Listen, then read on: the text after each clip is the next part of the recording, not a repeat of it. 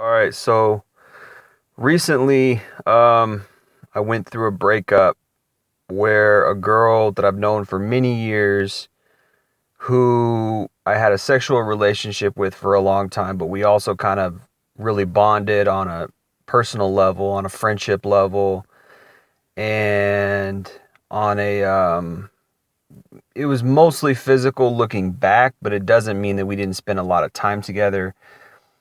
Um, and when I say mostly physical, I mean that the basis for our relationship was on a physical level. But she definitely had feelings for me for a long time. I feel like she loved me.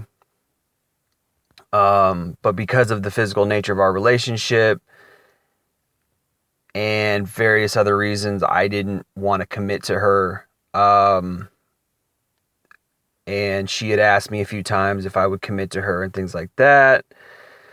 And I just because of the way that she came to me initially, she came to me. It was kind of on a slutty level, and I felt like she was a slut, and I was kind of right at the time, but doesn't mean that she might not have gotten into a relationship with me, etc. And then we did try to have a relationship kind of at the end. Like I was bringing her to church and stuff, and I was checking her out to see if she would respond well to it. And I don't know really exactly what happened, but I think at some point, actually I do know what happened. At some point I felt guilty because I was sleeping with her, and I didn't know if we were going to get married. I didn't know if we were going to fall in love. And I was definitely starting to have feelings for her, so I had took her to church and things like that. And I had done that with other girls in the past too. I had two other relationships. There was a girl that I actually did take to church once, and it just kind of fizzled out. She didn't really want that life. And then there was another girl who for sure didn't want that life that I was dating too. And it was like this was a pattern, and I didn't want to do that same thing with this girl. I was like, I see the pattern every time this happens, blah blah blah. And sure enough, it kind of did happen again, in that I tried to bring her to church, and she actually did come to church. She came like 3 or 4 times.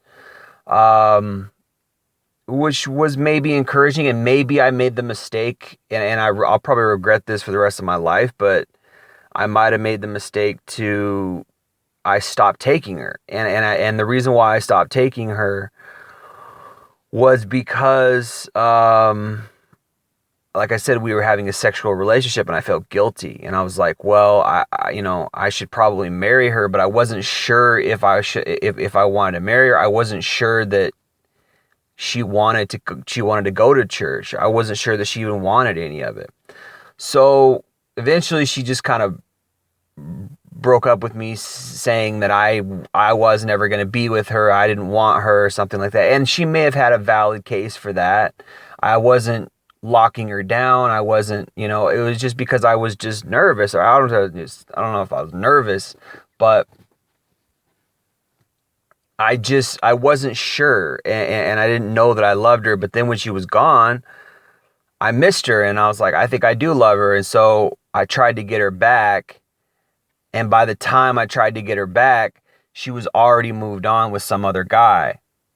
And that really hurt me. And like, I just felt like, well, how could you move on so quick?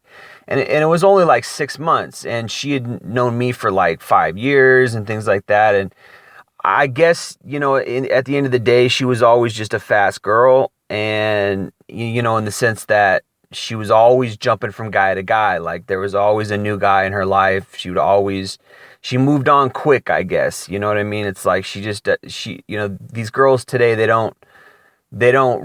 not really faithful or loyal, in the sense that when they love somebody, they really stick with that person. And that's how I've always kind of been. It's like, I might not love you initially, but once I love you, like that's a strong love, and I want to be with you. And I've been in several situations where even I've just, had to leave this person alone because I wanted to be with them so bad that I wouldn't stop contacting them. So it's like, that's how deep my love is. I'm not one of these people that just jumps in and out of love. It's like, oh, well, I guess this isn't going to work. Let me just go find somebody else. And I think that's like, to me, that's like kind of a sickness. Like there's something wrong with that. You know what I mean? Like, I don't love someone and then just easily fall out of love easily fall out of love with someone and then just get like choosy and like, well, I don't like this. And then, you know, like people, there's a lot of people out there like that. And it's like, I'm not like that.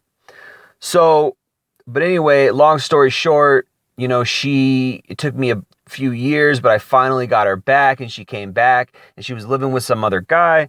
And then, you know, she decided that she didn't want to be with me. And what I'm seeing, even though she's not telling me the whole truth, what I'm seeing is that it's because I don't make a lot of money. I got sick and I haven't been able to work for a few years.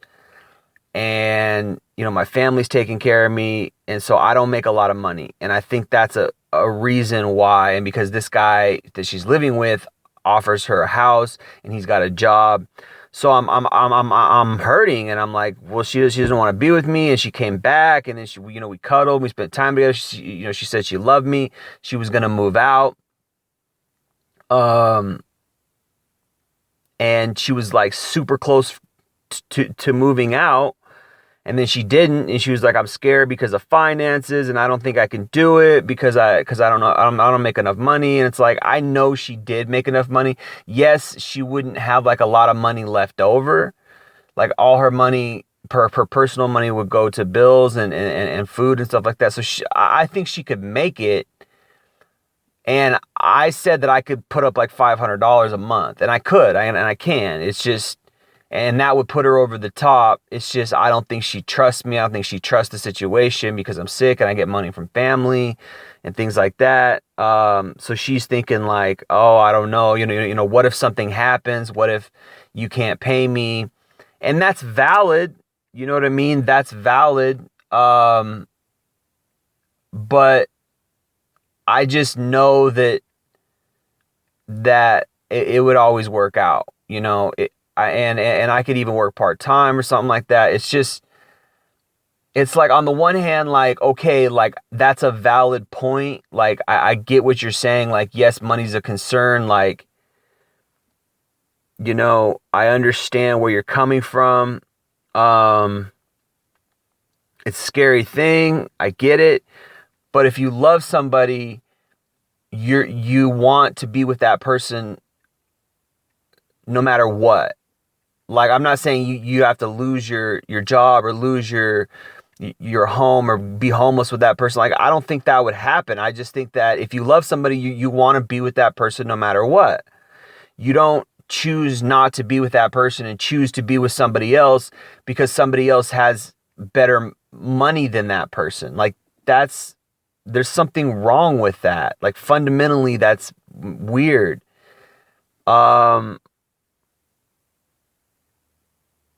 So that's just how I feel. I just feel like love is deeper than money, you know? And so I've been hurting, been really, really hurt the last few weeks, really, really hurt. I haven't felt this hurt for years, but deeper than any of those other girls, like for sure deeper than any of those other girls, because this girl came back and told me she loved me. And I we just have so much good chemistry, and I could see myself with her. And anyway, so I Googled this, you know, I forget what I Googled, you know, something like, why do women want men to have money for a relationship or something like that. That's what I typed in Google, and this is what came up. This woman, Monica Adrian, 2014, she wrote this blog and thought catalog. So she says, 12 reasons women seeking men with a good, stable job don't mean she's a gold digger. So basically, she's defending women who are hypergamous. Hypergamy means that a woman seeks out a man who makes as much money as her or more money than her, usually more money than her, you know, for like a marriage or a long-term relationship. So she's saying that it doesn't mean she's a gold digger. And really, if you have any understanding of female nature, you know, well, it's really just hypergamy. But there's an argument that I've struggled with in my life that is it okay to, for women to want a man with money and only for money? And like I said earlier, my ultimate answer for that is, it's okay to want money and it's okay to want a better life. But if you love somebody that doesn't have money, and if you love somebody that can't necessarily provide you with the greatest life, if you break up with that person or you ditch that person, that says a lot about you, and it says a lot about how deep your love is and how conditional your love is. And one of the things that I've struggled with in my life is figuring out if women are this way, if all women are this way. And it's something that's hurt me a lot with women in general. And one of the reasons why I was so hurt with this girl was because she used to come over when I lived at home. She used to come over, I didn't have any money, and she would even pay for things. She would buy dinner and buy food and things like that. And it was all good at the time, and then she had a kid and stuff like that. So when her bills, raised and stuff, she, I think, changed, and she started to make it, she started to seek out a guy with money to make her life easier and things like that. So it's like, that's one of the things where like I thought she was different. I thought like, well, she's not like other girls in that she will still come over, and my mom's in the other room, and she just wants to see me, and like, that's what flattered me so much. And that's part of why I fell in love with her so deeply. So everything that I've been going through has just been like a hurt, because it's like, I just feel betrayed on that level, because I'm pretty sure that the reason why she's making these decisions is because I don't have money. And so it's like, it just hurts a lot, because it's like, damn, you're supposed to love me for me, and I thought you did, and now all of a sudden I need money in order to be with you. And like, I think that's where guys should feel fundamentally used, right?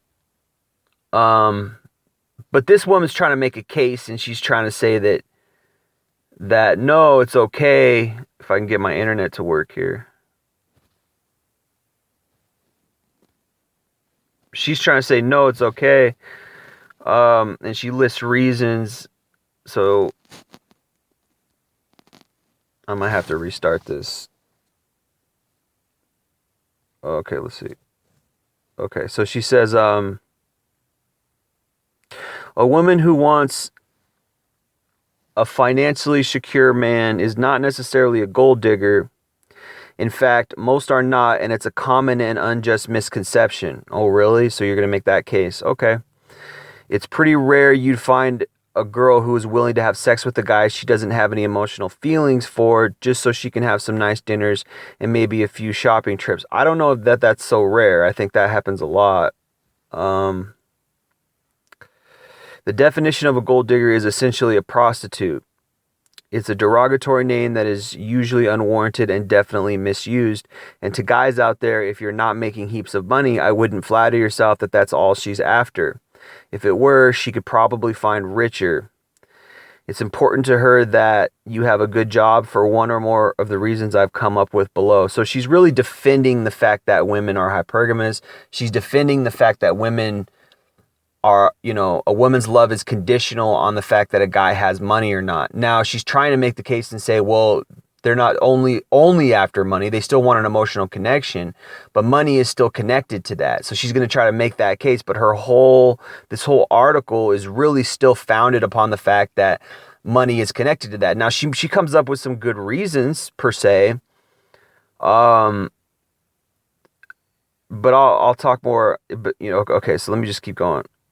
Hopefully after reading them, you'll think twice about calling a woman the G word.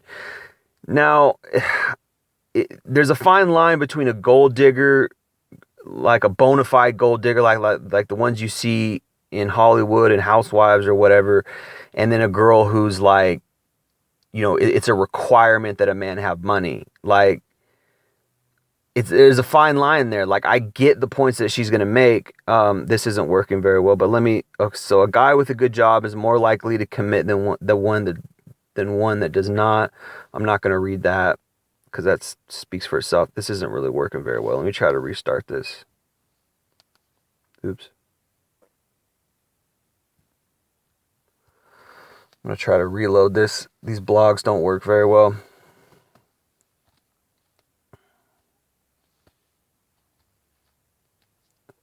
In fact, they slow my computer up too.